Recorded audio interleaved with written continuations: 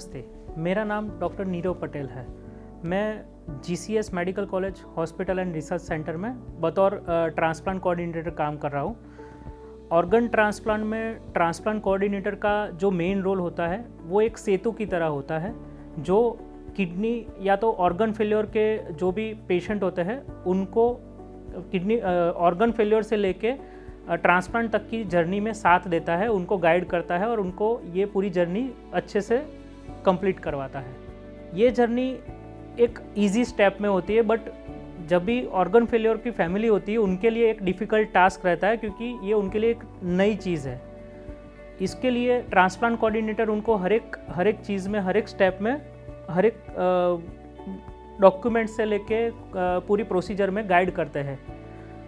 Generally transplant coordination में transplant दो तरीके से होते हैं, जो मुख्यत्वे दो तरीके में बंटवारा कर सकते हैं। एक होता है लाइव डोनर ऑर्गन ट्रांसप्लांट और दूसरा होता है कैडेवर डोनर ऑर्गन ट्रांसप्लांट। दोनों तरीके के ऑर्गन ट्रांसप्लांट जो भी गवर्नमेंट होती है, लोकल गवर्नमेंट के अंडर ऑब्जर्वेशन में ही होता है, उनके प्रिस्क्राइब रूल्स के मुताबिक ही होता है और पूरी प्रोसेस अभी गवर्नमेंट रूल्स के मुताबिक ट्रांसपेरेंट प्रोसेस कर दी गई है। हमें लाइव डोनर ऑर्गन ट्रांसप्लांट में जो भी डोनर होता है वो फैमिली मेम्बर होना चाहिए, और जो फैमिली में से जो ऑर्गन डोनर है उनके और पेशेंट के बीच के जो रिलेशन है वो डॉक्यूमेंट्स और विविध तरीके के रिपोर्ट्स के ऊपर हमें प्रूव करना होता है। बट पूरी प्रोसेस में जो भी ट्रांसप्लांट कोऑर्डिनेटर अपने को गाइड करता है उसके मुताबिक पेशेंट और डोनर के फैमिली को वो फॉलो करना होता है, और जो भी है डॉक्यूमेंट्स प्रोवाइड करने होते हैं और step to step reports different होता है, उसके मुताबिक फिर ट्रांसप्लांट की प्रोसीजर आगे बढ़ती है। दूसरा होता है cadaver organ donor transplant. Cadaver transplant की प्रोसेस में सबसे पहले पेशेंट को अपना नाम दर्ज करवाना रहता है, और अभी के लोकल गवर्नमेंट ऑफ गुजरात के नॉर्म्स के मुताबिक कोई भी रेसिपिएंट पूरे गुजरात में एक ही जगह अपना नाम दर्ज करवा सकता है, कोई भी हॉस्पिटल में जो गवर्नमेंट के साथ रजिस्टर्ड है ऑर्गन ट्रांसप्लांट के लिए। ऑर्गन ट्रांसप्लांट में जब कैडेवर की हम बात करें तो कैडेवर ऑर्गन ट्रांसप्लांट पूरी ट्रांसप्लांट प्रोसीजर सोटो के रूल्स के अंडर में आती है, और वही गवर्नमेंट ऑफ गुजरात के थ्रू ही पूरा प्रोसेस गाइड होता है, और पूरी प्रोसेस में गवर्नमेंट की वेबसाइट के थ्रू ही अलोकेशन से लेके सभी प्रोसीजर्स होती है। अगर कैडेवर डोनर ऑर्गन ट्रांसप्लांट की हम बात करें तो उसमें रेसिपिएंट को अपनी पूरी क्लिनिकल डिटेल के साथ और अपने डॉक्यूमेंट्स के साथ गवर्नमेंट ऑफ गुजरात की सोटो की वेबसाइट में रजिस्ट्रेशन करवाने के लिए गवर्नमेंट ऑफ गुजरात में रजिस्टर्ड ऑर्गन ट्रांसप्लांट सेंटर को अप्रोच करना रहता है, और वहाँ के ट्रांसप्लांट कोऑर्डिनेटर के गाइडेंस के मुताबिक सभी रिपोर्ट्स सबमिट करवानी होती है, और जो भी डिटेल्स है वो सबमिट करवाने के बाद उनका रजिस्ट्रेशन हो सकता है। ये जो भी प्रोसीजर है उसमें जनरली रिपोर्ट्स की हम बात करें तो रिपोर्ट्स में सबसे पहले ब्लड ग्रुप रिपोर्ट आती है, उसके साथ साथ पेशेंट की किडनी फेलियर की डिटेल जो भी ऑर्गन फेलियर की जो भी डिटेल है वो हमें क्लिनिकली जो आगे भी प्रोसीजर हुई है, आगे डॉक्टर्स ने जिसने देखा है, नेफ्रोलॉजिस्ट या तो जो भी गैस्ट्रोएंटरोलॉजिस्ट या तो कार्डियोलॉजिस्ट जिसने देखा है, उनके सबकी डिटेल्स के साथ एक रिपोर्ट होती है। उसके अलावा पेशेंट का DSA होता है, PRA क्लास 1 क्लास 2 HLA जैसे कुछ रिपोर्ट्स होते हैं, वो सब उनको सबमिट करवाने रहते हैं। उसके साथ साथ पेशेंट की बीमारी के रिलेटेड जो भी डिटेल्स अवेलेबल हो वो उनको प्रोवाइड करनी होती है। ये सब डिटेल्स और रिपोर्ट्स का महत्व वो है कि ये सभी चीज़ों को मिला के एक पॉइंट सिस्टम क्रिएट होता है, और वो जो पॉइंट्स होते हैं उसके मुताबिक फिर उनका क्लिनिकल प्रायोरिटी डिसाइड होता है, और प्रायोरिटी के मुताबिक ऑर्गन अलोकेशन होता है। जैसे कि हम बात करें, जैसे किडनी फेलियर के पेशेंट में रेगुलर उनका डायलिसिस हफ्ते में कितनी बार होता है, या तो फिर 15 दिन में होता है। फ्रीक्वेंसी ऑफ डायलिसिस के ऊपर भी एक पॉइंट होता है कि जितनी ज़्यादा फ्रीक्वेंसी है उनको ज़्यादा पॉइंट्स मिलते हैं। उनके अदर कौन कौन सी बीमारी है, उनका कोई ऑर्गन फेलियर है कि नहीं, जैसे कोई पेशेंट में किडनी फेलियर के साथ साथ लीवर फेलियर भी होता है, तो वो एक पॉइंट्स ऐड करता है। ऐसे बहुत सारे डिफरेंट फैक्टर्स है, क्लिनिकल फैक्टर्स है कि जो आपके पॉइंट सिस्टम में पॉइंट्स में बढ़ोतरी करते हैं और क्लिनिकल प्रायोरिटी में पेशेंट को आगे ले जाते हैं। इसमें ऐसी कोई सिस्टम नहीं है कि मैंने पहले दर्ज करवाया तो मेरा नंबर पहले आएगा। ये कम्प्लीटली क्लिनिकल प्रायोरिटी, पेशेंट की कंडीशन, उसका पेशेंट हॉस्पिटलाइज है कि नहीं है, क्लिनिकली उसकी क्या रिक्वायरमेंट है उसके मुताबिक आगे का डिसाइड होता है। तो पूरा cadaver organ allocation system government of Gujarat के थ्रू पूरा ऑब्जर्वेशन में होता है और उसके मुताबिक ऑर्गन अलोकेशन होती है। जैसे हमने बात किया कि पॉइंट सिस्टम के मुताबिक सबका नंबर रजिस्टर्ड होता है।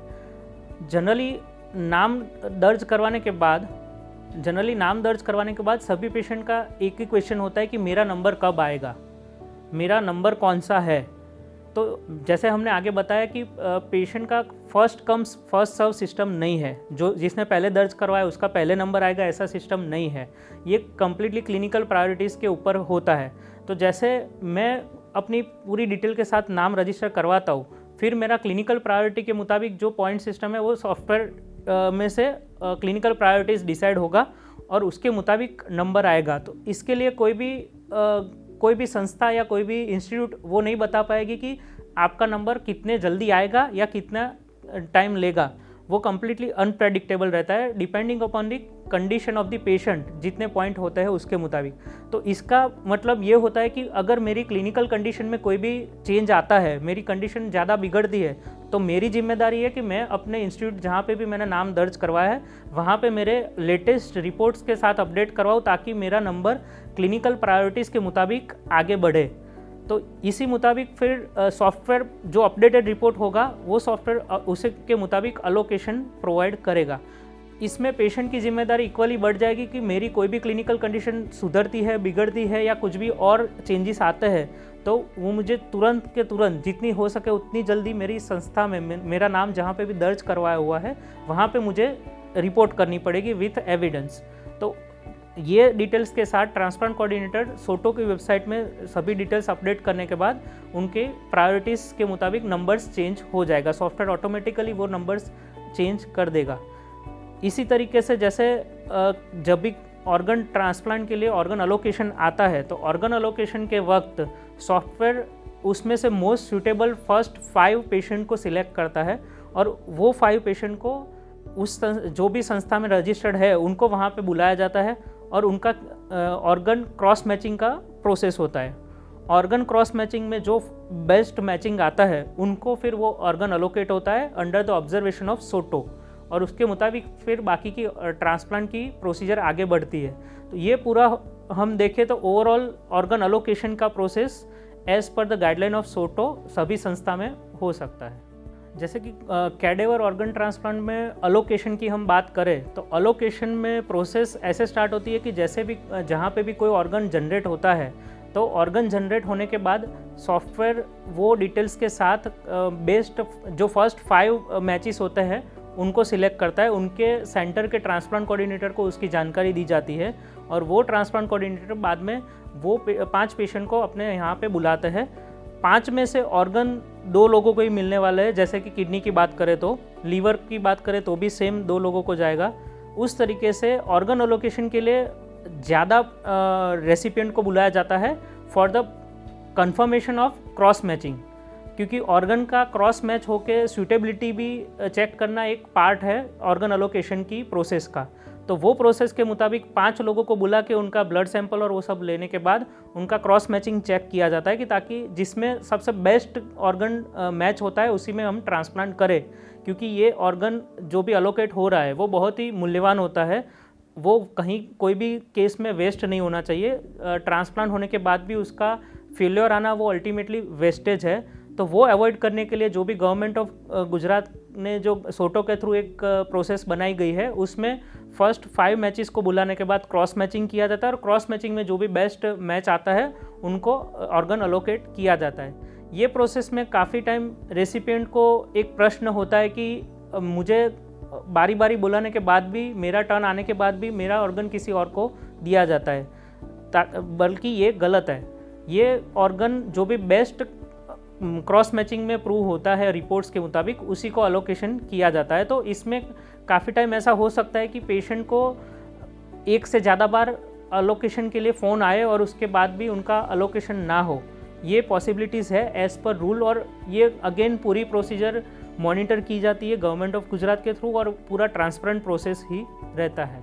कैडेवर ट्रांसप्लांट में एक महत्वपूर्ण प्रोसेस है कैडेवर ऑर्गन जनरेट करने की। कैडेवर ऑर्गन जनरेट कैसे होता है कि कैडेवर एक शब्द है जिसका मतलब होता है कि पेशेंट एक्सपायर हो गया लेकिन उसके ऑर्गन हम यूटिलाइज कर सकते हैं। वो सिचुएशन, ये सिचुएशन कैसे केसेस में होती है कि जैसे कोई जो भी पेशेंट है कोई भी हॉस्पिटल में आईसीयू में एडमिट रहेंगे, उनको ब्रेन में ऐसा डैमेज हुआ है जो रिवर्सेबल नहीं है, जिसमें से पेशेंट वापस नहीं आ सकता है और पेशेंट का ब्रेन परमानेंटली डैमेज होके उसको ब्रेन डेड डिक्लेयर किया गया है। ब्रेन डेड डिक्लेयर करने वाले न्यूरोलॉजिस्ट और न्यूरोसर्जन होते हैं, उनको इंटेंसिविस्ट जो ट्रीटिंग डॉक्टर होते हैं, वो परिस्थिति को देखने के बाद क्लिनिकली उसको एवेल्यूएट करने के बाद उसका ब्रेन डेड डिक्लेयर करते हैं और ब्रेन डेड डिक्लेयर करने के बाद उसके पेशेंट के रिलेटिव को एक बार एक्सप्लेन करना ज़रूरी होता है कि भाई ये क्या प्रोसीजर है। पेशेंट जब भी आईसीयू में होता है, जो ऐसी नाजुक परिस्थिति में होता है, उस वक्त पेशेंट के रिलेटिव की जो भी कंडीशन होती है वो भी बहुत नाजुक होती है, जिसमें पेशेंट का ब्रेन डेड होना एक्सेप्ट करना फैमिली के लिए भी डिफ़िकल्ट होता है। वो कंडीशन में हमें उनकी पूरी क्लिनिकल डिटेल्स के साथ उनकी जो क्या बोलता है कि उनकी लोकल लैंग्वेज में हमें उनको एक्सप्लेन करना पड़ता है कि क्या पेशेंट की कंडीशन है और उसमें हम आगे कैसे बढ़ सकते हैं, उसमें क्या क्या ऑप्शंस अवेलेबल है। अगर हम यही ब्रेन डेड कंडीशन के साथ आगे बढ़ते हैं तो क्या होगा, अगर ब्रेन डेड कंडीशन को ऐसे ही मेंटेन नहीं करना है और उसको एक अच्छे कॉज के लिए चेंज करना है तो उसमें हम ऑर्गन डोनेशन कर सकते हैं, क्या बाकी की प्रोसीजर रहती है वो हमें एक्सप्लेन करना होता है। और उसके बाद फिर ट्रांसप्लांट कोऑर्डिनेटर और ट्रीटिंग डॉक्टर साथ में मिलके उनको पूरी जानकारी देने के बाद उनको प्रिपेयर करते हैं ऑर्गन डोनेशन के लिए। हमें सबको एक ऑर्गन डोनेशन की बेसिक जानकारी होनी चाहिए कि उसका बेसिक कॉज क्या होता है, उससे कितनी लाइफ बच सकती है। वो अगर किसी का जो ऑर्गन वेस्ट हो रहा है वो किसी की लाइफ बन सकता है, तो वो हमारी जानकारी के साथ हमें जो फैमिली होता है उनको एक्सप्लेन करना पड़ता है। और उसके बाद जब फैमिली रेडी होती है उसके साथ गवर्नमेंट के प्रिस्क्राइब नॉर्म्स के मुताबिक जो भी फॉर्म्स एंड फॉर्मेट है उसमें हमें पेशेंट के जो नेक्स्ट ऑफ कीन होते हैं उनसे कंसेंट लेनी पड़ती है कि वो विदाउट एनी प्रेशर अपनी विलिंगनेस के साथ ऑर्गन डोनेशन के लिए रेडी है और उनका विलिंगनेस कौन कौन से ऑर्गन डोनेशन के लिए है। वो उनकी विलिंगनेस क्लियर होने के बाद सेकंड उनका जो डिक्लेरेशन होता है क्लिनिकल डिक्लेरेशन ब्रेन डेड का वो होता है और सेकंड डिक्लेरेशन के बाद ऑर्गन का हार्वेस्टिंग होता है। जो सोटो के गाइडलाइन के मुताबिक जो भी ऑर्गन अलोकेट किए गए हैं वो इंस्टीट्यूट आके अपने अपने ऑर्गन जो क्लिनिकल सीक्वेंस है उसमें रिट्राइव करते हैं और उसके बाद जो भी अलोकेटेड पेशेंट है उनको वो ऑर्गन ट्रांसप्लांट किए जाते हैं। ऑर्गन ट्रांसप्लांट वो एक मेजर कंडीशन है बट उससे डरने की ज़रूरत नहीं है। वो एक इजी प्रोसेस है जो गवर्नमेंट के गाइडलाइन के मुताबिक होती हो। तो organ donation is also good cause जो किसी की लाइफ बचा सकता है। तो हमें जब भी मौका मिले ऑर्गन डोनेशन के लिए काम करने का तो हम सबको अपना योगदान देना चाहिए, क्योंकि वो किसी की लाइफ बना सकता है। और हमारे साथ गुजरात में शतायु जो एनजीओ है जो इसके ऊपर पूरा फोकस कर रहे हैं और काफ़ी सारी लाइफ उन्होंने बचा लिया है, काफ़ी सारी लाइफ को उन्होंने इम्प्रोवाइज़ किया है अपने योगदान से।